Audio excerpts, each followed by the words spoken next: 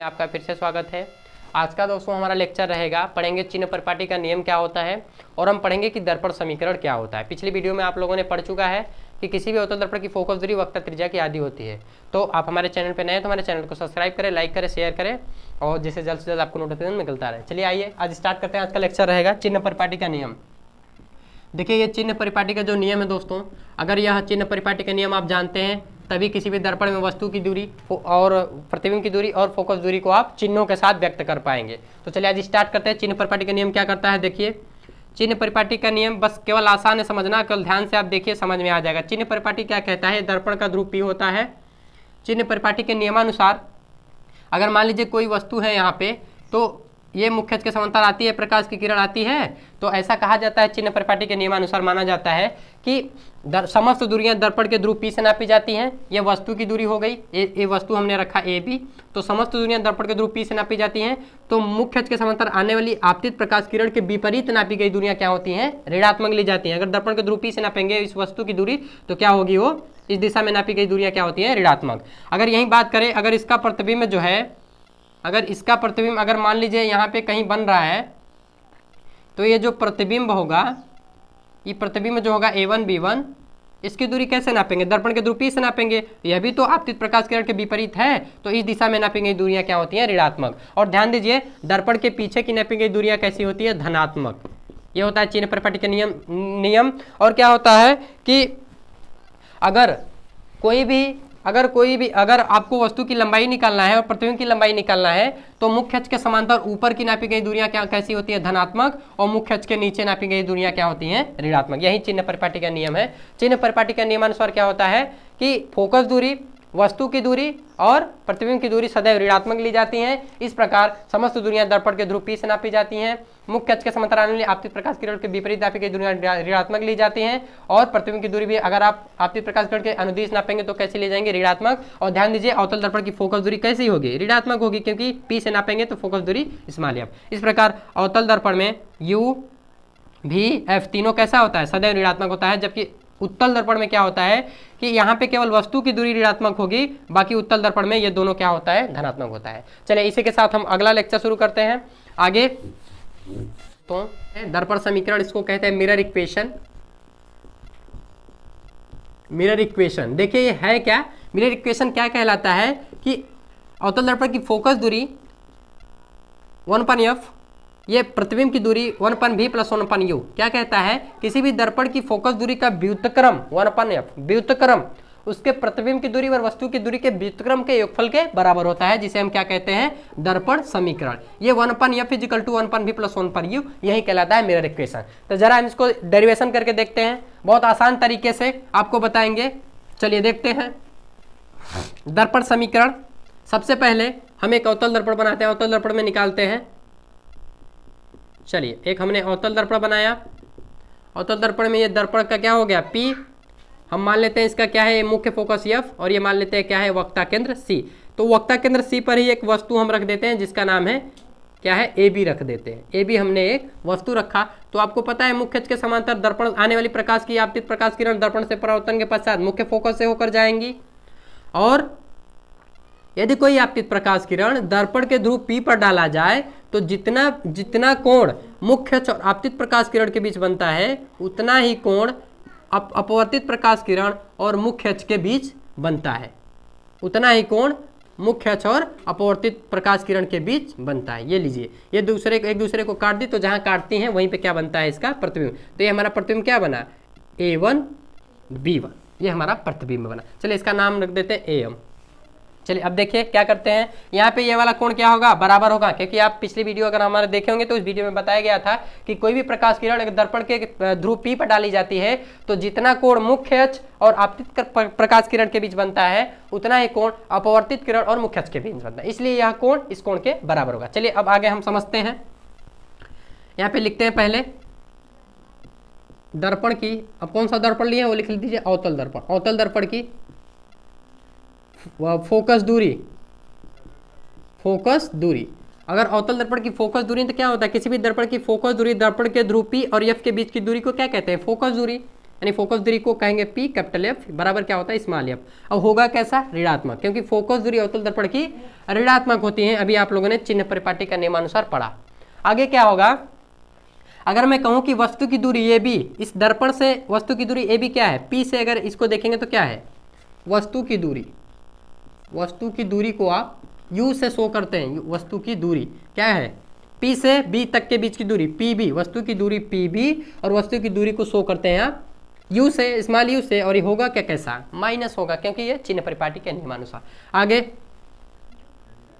प्रतिबिंब की दूरी, प्रतिबिंब इस वस्तु का जो प्रतिबिंब बना है उसकी दूरी, प्रतिबिंब की दूरी देखिए P और यहाँ से A1 PA1 क्या है प्रतिबिंब की दूरी PA1 या A1P कह सकते हैं आप A1P। ये इसको कहेंगे क्या, प्रतिबिंब की दूरी को क्या कहते हैं स्मॉल b, और ये होगा कैसा चिन्ह परिपाटी के नियमानुसार ऋणात्मक। इतना हम लिखने के बाद अब क्या करेंगे, हम दो त्रिभुज लेंगे, दोनों त्रिभुजों को समरूप दिखाएंगे। और समरूप दिखाने के बाद क्या होता है, जब कोई दो त्रिभुज समरूप हो जाता है तो पहले त्रिभुज का लंब दूसरे त्रिभुज के लंब का अनुपात बराबर होता है पहले त्रिभुज का आधार दूसरे त्रिभुज के आधार का अनुपात। चलिए हम दो त्रिभुज लेते हैं, देखिए कौन कौन सा त्रिभुज लेते हैं। हम नाम लिखते हैं त्रिभुज, देखिए MPF, त्रिभुज MPF। भाई देखिए ये जो हम निकाल रहे हैं, ये जो न्यूमेरिकल कर रहे हैं यहाँ पे जो है, ये जो MP है इसको हम एक सीधा मान लेते हैं, लंब मान लेते हैं, क्योंकि छोटे दर्पणों के लिए संबंध निकालते हैं। इसलिए त्रिभुज MPF क्या होगा, एक समकोण त्रिभुज होगा। देखिए ऐसे ही होगा, यहाँ पे क्या FPM, ये समकोण त्रिभुज बना, हमने ये वाला त्रिभुज लिया। दूसरा त्रिभुज कौन सा लेते हैं, देखिए ये वाला त्रिभुज लेते हैं हम A1B1F। कौन सा त्रिभुज A1B1F, ये है आपका A1, ये है B1 और ये क्या है F। तो इन दोनों त्रिभुजों में क्या करते हैं, दो कोण बराबर करते हैं। देखिए ये वाला कोण बराबर होगा, क्यों, क्योंकि यदि दो समांतर रेखाएं एक जगह किसी बिंदु पर काटती हैं तो शीर्षाभिमुख कोण बराबर होते हैं। चलिए उन कोणों को लिख लेते हैं, त्रिभुज MPF और त्रिभुज A1FB1 में। चलिए दो कोण शीर्षाभिमुख कोण बराबर करिए। कोण इस त्रिभुज में देखिए ये वाला कोण MFP, कोण MFP बराबर है कोण इस त्रिभुज में A1FB1 के, A1FB1 के। ये कोण बराबर हो गया, ये लिख दीजिए, चूंकि शीर्षाभिमुख कोण है, या प्रमेय आप लोग पढ़े होंगे, कोण है। चलिए आगे एक कोण और बराबर करते हैं। जरा देखिए ये समकोण त्रिभुज है तो कितना होगा 90 डिग्री, और ये समकोण त्रिभुज कैसा होगा 90 डिग्री। दो कोण 90 डिग्री, इसमें देखिए ये 90 डिग्री और यहाँ पे 90 डिग्री। इनका नाम लिख दीजिए कोण MPF, कोण MPF बराबर होगा कोण इधर FA1B1 के, FA1B1 के, चूंकि प्रत्येक क्या है समकोण है, प्रत्येक क्या है समकोण। चलिए आगे, अब आप जानते हो जब दो कोण बराबर हो जाते हैं तो त्रिभुज कैसा बन जाता है समरूप। समरूपता लगा दीजिए, त्रिभुज MPF समरूप है त्रिभुज त्रिभुज A1FB1 के।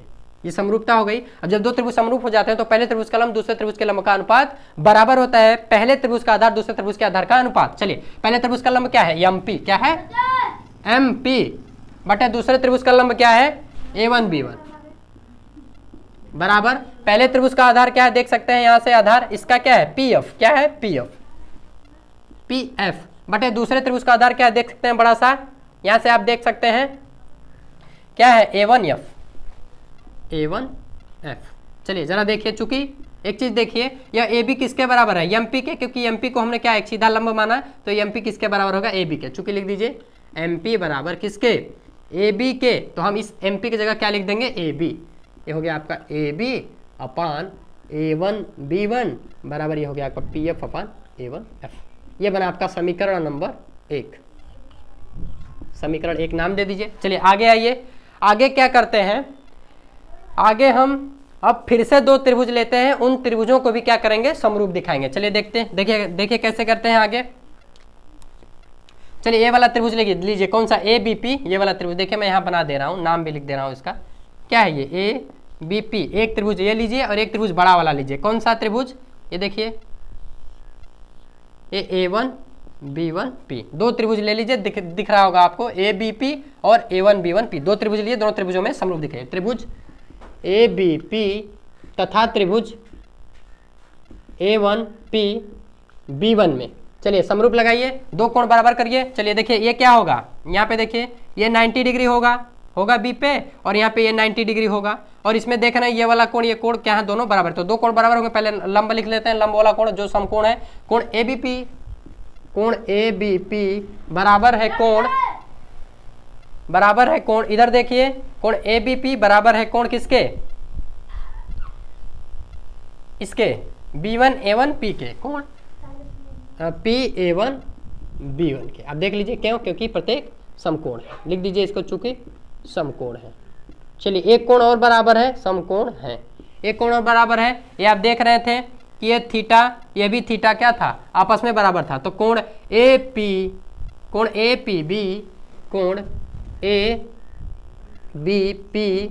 बराबर है कोण इधर इसके A1P B1 के, A1P B1 के। चलिए ये बराबर जब हो गया तो यह त्रिभुज क्या हो जाएगा, समरूप। अब फिर से यहाँ पे समरूपता अप्लाई कर दीजिए। चलिए समरूप त्रिभुज ABP समरूप है त्रिभुज AP B1 के। जब समरूप हो गया त्रिभुज, जैसे यहाँ किए थे, फिर वही हो जाएगा, पहले त्रिभुज का लंब दूसरे त्रिभुज के लंब का अनुपात बराबर होगा, पहले त्रिभुज का आधार दूसरे त्रिभुज के आधार का अनुपात। चलिए देखते हैं, पहले त्रिभुज का लंब क्या है, AB, क्या है, यहाँ से देख सकते हैं क्या है, AB। चलिए लिखते हैं AB बटे दूसरे त्रिभुज का लंब क्या है, आप देख सकते हैं यहाँ से A1B1 है ना, A1B1। चलिए यहाँ लिख दीजिए A1B1 बराबर। आगे आइए, पहले त्रिभुज का आधार, जरा ये देखिए आधार क्या है, BP, क्या है, BP बराबर दूसरे त्रिभुज का आधार क्या है, देख लीजिए PA1, क्या है यहाँ से PA1 या A1P कह सकते हो आप। चलिए ये हो गया आपका समीकरण नंबर 2। चलिए आप नोट करना सकते हैं, नोट कर सकते हैं। ये बना हमारा समीकरण 1 और 2। अब जरा देखिए समीकरण 1 2 से क्या निकलेगा। अब हम इधर करेंगे क्योंकि जगह की कमी है हमारे पास। चलिए यहाँ पे करते हैं समीकरण 1 तथा 2 से। जरा देखिए समीकरण 1 तथा 2 से क्या निकलेगा, समीकरण 1 तथा 2 से, समीकरण 1 तथा 2 से देखेंगे तो एक पक्ष बराबर होगा। अगर आप देखना चाहेंगे यहाँ पे तो देखिए AB/A1B1, यहाँ भी क्या है AB/A1B1, एक पक्ष बराबर है तो दूसरा पक्ष क्या होता है, बराबर होता है। तो चलिए A1/B1 में AB/A1B1 और AB/A1B1 एक पक्ष बराबर है, LHS बराबर है तो राइट हैंड साइड क्या होता है, बराबर। तो PF अपान क्या हो जाएगा, PF/A1F बराबर हो जाएगा इसका राइट हैंड BP अपान क्या हो जाएगा, नीचे देख लीजिए A1P। चलिए ये बराबर हो गया। अब क्या होगा, यहाँ पे क्या हुआ, PF/A1F बराबर BP/A1P। हमने एक पक्ष बराबर था, दूसरे पक्ष को बराबर कर दिया। अब देखिए यहाँ से मान रखिए PF की वैल्यू कितनी है, -F। अब देखिए A1F को इस तरह से आपको सेट करना पड़ेगा, A1F, ये देखिए A1F, ये दूरी कैसे मिलेगा आपको, जब PA1 में से PF घटाएंगे। देखिए PA1 में से यानी यहाँ से पूरे में से आपको क्या घटाना पड़ेगा, PF को घटाना पड़ेगा। तो चलिए लिख दीजिए PA1 माइनस PF। देखिए यहाँ से इस पूरे में से PF को घटाएंगे तो हमको A1F मिलेगा, ये मिल जाएगा। फाइनल क्या हो जाएगा BP। अब BP को आप यहाँ से देख सकते हो क्या है, -U अपान A1P क्या है, देख लो A1P माइनस V। चलिए अब क्या करेंगे, जरा देखिए इसको, A1P हमने लिखा। अब देखिए -F क्या होगा, -F। अब इस PA1 को देख लो, क्या लिखेंगे, PA1 को -B और बीच में क्या है -PF। PF को देखिए -F है और बीच में ऑलरेडी माइनस, यहाँ भी माइनस, तो माइनस माइनस प्लस, ये हो जाएगा F बराबर माइनस से। देखिए इसको आप काट सकते हो, ये कैंसिल हो जाएगा, माइनस माइनस क्या बचेगा, U/V। अब क्रॉस मल्टीप्लाई कर दीजिए। चलिए V का करेंगे तो क्या होगा, -VF बराबर U का इधर करेंगे तो -UV और प्लस UF। अब जरा इसको उधर ले जाइए, इसको इधर करिए, -UV को उधर ले जाएंगे तो क्या हो जाएगा, +UV बराबर -VF को इधर ले आएंगे तो क्या हो जाएगा, +VF और ये +UF तो ऑलरेडी इधर ही है। अब क्या करेंगे, दोनों पक्षों में UVF से डिवाइड कर दीजिए, भाग दे दीजिए। भाग देने पर UVF से दोनों पक्षों में क्या कर दीजिए, भाग दे दीजिए। चलिए भाग दे देते हैं, क्या हो जाएगा, UVF, यहाँ भी हो जाएगा UVF और प्लस UVF। देखिए क्या होगा, UV से UV कैंसिल, क्या बचेगा, 1/F। यहाँ भी VF से VF क्या करेगा, कैंसिल, क्या बचेगा, 1/U। प्लस बीच में है, देखिए यहाँ पे प्लस बीच में है, ये आप लगा लीजिए बीच में प्लस। अब क्या करेंगे, ये आपका जो है UF से UF कैंसिल हो जाएगा, क्या बचेगा, 1/V, यही ना बचेगा। ये आपका कैलकुलेशन निकला। इस प्रकार आपने क्या देखा कि दर्पण, किसी भी अवतल दर्पण का जो फोकस दूरी है 1/F is equal to 1/v plus 1/u। क्या इस प्रकार हमने देखा कि अवतल दर्पण की फोकस दूरी का व्युत्क्रम उसके प्रतिबिंब और वस्तु के दूरी के व्युत्क्रम के एक फल के बराबर है। तो आशा करता हूं आपको यह समझ में आया होगा। तो अगर आप नोट करना चाहते हैं तो वीडियो को पॉज करके नोट कर सकते हैं। ये दर्पण समीकरण, इसको कहते हैं मिरर इक्वेशन। अब इसी पे जो है सवाल पूछी जाते हैं, न्यूमेरिकल पूछे जाते हैं। चलिए अब आगे बढ़ते हैं, आशा करते हैं समझ में आया हो। चलिए आगे पढ़ते हैं। एक छोटी सी टॉपिक है और यह चैप्टर पहला आपका समाप्त होता है। न्यूमेरिकल बचेंगे तो मैं न्यूमेरिकल का रेखीय आवर्धन, रेखीय आवर्धन। देखिए रेखीय आवर्धन क्या होता है, दर्पण का रेखीय आवर्धन क्या होता है। दर्पण का रेखीय आवर्धन को हम यम से प्रदर्शित करते हैं। अब यह होता क्या है वो जरा समझ लीजिए। दर्पण का रेखीय आवर्धन किसी दर्पण में रखी गई वस्तु का बना प्रतिबिंब, किसी दर्पण में वस्तु से बने प्रतिबिंब की लंबाई और वस्तु की लंबाई ओ का अनुपात होता है, जिसे हम कहते हैं दर्पण का रेखीय आवर्धन। अर्थात किसी दर्पण में रखी वस्तु से बना प्रतिबिंब की लंबाई आई और वस्तु की लंबाई ओ का जो अनुपात होता है उसे हम क्या कहते हैं, रेखीय आवर्धन यम। क्या कहा गया, रेखीय आवर्धन को यम से प्रदर्शित करते हैं। रेखीय आवर्धन, रेखीय आवर्धन, रेखीय प्रतिबिंब की लंबाई, प्रतिबिंब की लंबाई बटे वस्तु की लंबाई, वस्तु की लंबाई। रेखीय आवर्धन को कैपिटल एम से और प्रतिबिंब की लंबाई को आई से, और प्रतिबिंब की लंबाई को आई से और वस्तु की लंबाई को ओ से। तो रेखीय आवर्धन बराबर क्या होता है, आई अपन ओ का जो अनुपात कहलाता है वही कहलाता है दर्पण का रेखीय आवर्धन। इसको हम हल भी कर सकते हैं। अगर मान लेते हैं कि वस्तु की दूरी u और प्रतिबिंब की दूरी v हो तो रेखीय आवर्धन m बराबर क्या हो जाता है, I upon O equal to minus v/u। यही होता है रेखीय आवर्धन। तो अगर आप नोट करना चाहते हैं तो कर सकते हैं, इसको आप निकाल सकते हैं न्यूमेरिकल से हल करके। तो आशा करते हैं आज का वीडियो, अगर आप हमारे चैनल पर नए हैं तो प्लीज़ हमारे चैनल को सब्सक्राइब करिए और लाइक करिए और कमेंट करिए।